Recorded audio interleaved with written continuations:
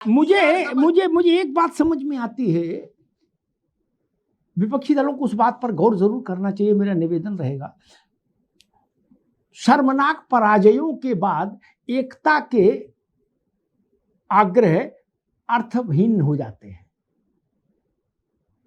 एकता की बात तब करिए प्रस्ताव जब आप हैसियत में हो। लुटने पिटने के बाद बोले सारे विपक्षी एक हो जाओ। बोले कौन बोल रहे हैं? बोले मैं ममता बनर्जी बोल रही हूं। कौन सुनेगा आपका फोन? अब जब आप शक्तिमान थी तब आपने ऐसा नहीं किया कि सारे विपक्षी एक हो जाओ। अरे इन कांग्रेस वालों को भी 10-5 सीट दे देती, क्या इनका भी गलतर हो जाता? इनकी भी प्यास बुझ जाती? नहीं, ममता जी ने कहा नहीं, कांग्रेस वाले इधर मेरे घर के आसपास भी दिखे तो इनको जेल भेज दो, भगाओ इनको। फिर जैसी दीदी वैसे राहुल गांधी, वो सब काम छोड़ के बंगाल पहुंच गए। बोले ममता भ्रष्ट है, ममता भ्रष्ट है, इसकी ईंट से ईंट बजा दो। और एक बात बताऊं रवि जी, गोपनीय भगवान का आशीर्वाद, जितने वोट कांग्रेस को मिले, जितने वोट कांग्रेस ने ममता बनर्जी के काटे, उतने से ममता जी की ये स्थिति हो गई। बोलो सियावर रामचंद्र की जय। अब दोनों साधु हो गए, बोले एकता कर लो भाई, आओ आओ एकता कर लो, रसगुल्ला एकता एकता एकता काय की कौन करेगा? काय की एकता बचा क्या जो एकता कर ले? ना आप में इतना धैर्य था राहुल गांधी में, ना ममता जी में था। दोनों तबाह हो गए। क्या दो भाई दोनों तबाही हो गए ना।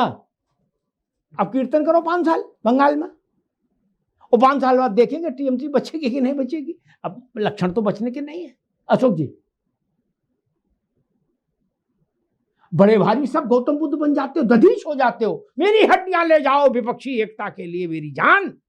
अरे अगले से ज्यादा आप 3 सीट मांग रहे थे मध्य प्रदेश में, आपने उनकी बेइज्जती कर दी, नहीं दी। क्यों?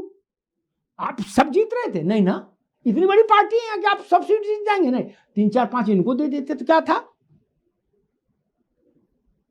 अपना कभी मत देखना कि हमने कौन कौन से कब कब गौ हत्या की, और जब जनता दंड दे तो कहोगे ये तो भाजपा वाले बवाली हैं। हरियाणा में 4 सीट अशोक यादव को दे देते, यादव बेल्ट में, कोई अहिरवाल इलाके में कोई दिक्कत थी आपको? आप सब जीत रहे थे, नहीं ना। लक्षण किसी के अच्छे नहीं है अशोक जी। जितना कुनवा आपने जोड़ा है ना, सब एक दूसरे के साथ ठगी कर चुके हो। भरोसा कहां से आएगा? अरविंद केजरीवाल अपना उत्तर प्रदेश का काम धंधा छोड़ के अखिलेश जी कांग्रेस को हराने और केजरीवाल को जिताने दिल्ली आए। बताओ उनसे क्या मतलब था दिल्ली में? समाजवादी पार्टी का बहुत भारी वोट है क्या दिल्ली में? या अखिलेश जी के प्रचार कर देने से को केजरीवाल को लाभ हुआ? नहीं। आप क्यों आए इनको, राहुल गांधी को हराने दिल्ली?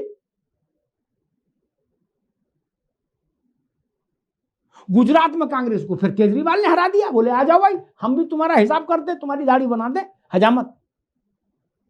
भाजपा को दोष दो, लेकिन अपना भी देखो कि हमारे कर्म कैसे हैं। इतने उदाहरण तो हमने दे दिए। आप और देर बहस चलती तो हम 10-20 उदाहरण और ठोक देते। आप लोगों में अविश्वास है, कतई किसी पे भरोसा नहीं, और नाक सबकी इतनी लंबी, ईगो सब में इतना कि राष्ट्रीय नेता से नीचे अपने कोई मान ही नहीं रहा। सब अपने को लोकनायक जयप्रकाश नारायण समझ रहे हो यार। ममता जी सीधे मुंह बात करने को तैयार नहीं थी जब मुख्यमंत्री थी किसी से, तब। और एक छोटे दलों की बात आई। एक बार हमसे एक नेता ने कहा, इशारे में बात कहूंगा क्योंकि ज्यादा बात खुल के कहना ठीक नहीं है। उन्होंने हमसे कहा कि भैया, बहुत से शहरों में साल में एक बड़ा मेला लगता है, मेला मैदान में, नुमाइश में, जैसे इटावा में नुमाइश लगती थी, तो बोले उसी में साल भर का सब इंतजाम कर लेना होता है व्यापारी को, कि साल भर खाना है उस मेला से ही।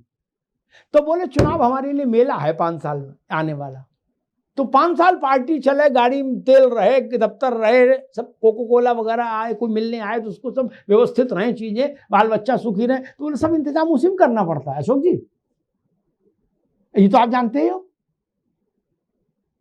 यही सांसद विधायक सोचते हैं कि भैया उतना तो करने पड़ेगा, नहीं तो ये जो पुराना कर्जा वो चुक जाए, अगले चुनाव के इसी में निकल आए। ये कोई मैं गुप्त बात नहीं बता रहा हूं, ये सब यही कर रहे हैं। और सब लोग इतना पारसा बनते हो यार कि गौतम बुद्ध भी देखते तो शर्मा जाते, कहते ये लोग तो हमसे भी ज्यादा तपस्वी हैं।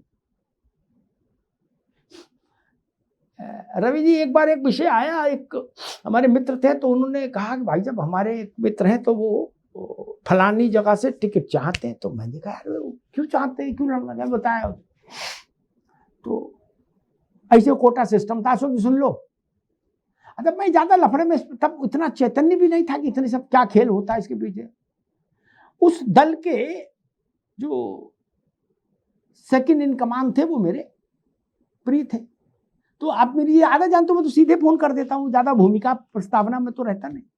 मैंने उनको फोन किया, मैंने भाई ये है, ये आपसे मिलना चाहते हैं और चाह रहे हैं टिकट, और जो भी आप चाहो वो इनको बता सकते हो, आप ये कर देंगे। रवि जी सुन लो, सारा भ्रम दूर हो जाएगा आपका। आज आप रात में चैन से खाना खाएंगे और दिन भी सोएंगे सुबह 8 बजे तक, कतई कोई चिंता नहीं रहेगी है।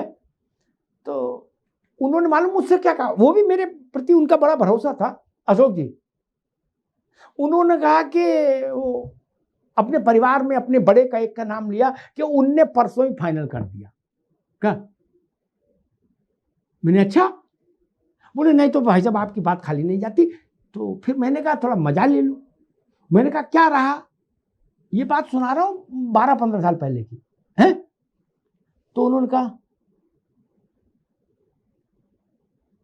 क्या, बोले छोड़ गए। मैंने कहा जय हो लोकतंत्र की। और भाषण कितने बड़े बड़े देते हो सब लोग, क्या ये पैसा कहां से आता है, बैंक से ट्रांसफर कर रहे हो, पैसा कहां से आता है। हमने देखी है जन्नत की हकीकत यार। क्या रवि जी, इन बातों में ना पड़ा करो, जिधर पर्दा हटा देंगे उधर ही गंदगी है महाराज, इन बातों में ना पड़ो। हमने तो बीपी सिंह की सरकार गिराते हुए देखा हो, दिल्ली के होटल ली मेरिडियन के 17वें माले पर सांसद जाता था, दस्तखत करता था, अटैची लेता था, नीचे आता था, हमने देखा। तब तो नरेंद्र मोदी नहीं थे अशोक जी, तब तो नहीं थे ना। जब बीपी सिंह की सरकार गिरी तब तो नरेंद्र मोदी नहीं थे ना भारत के मुख्य भूमिका में। तब अपने गिरा हुआ झांको यार। धन्यवाद।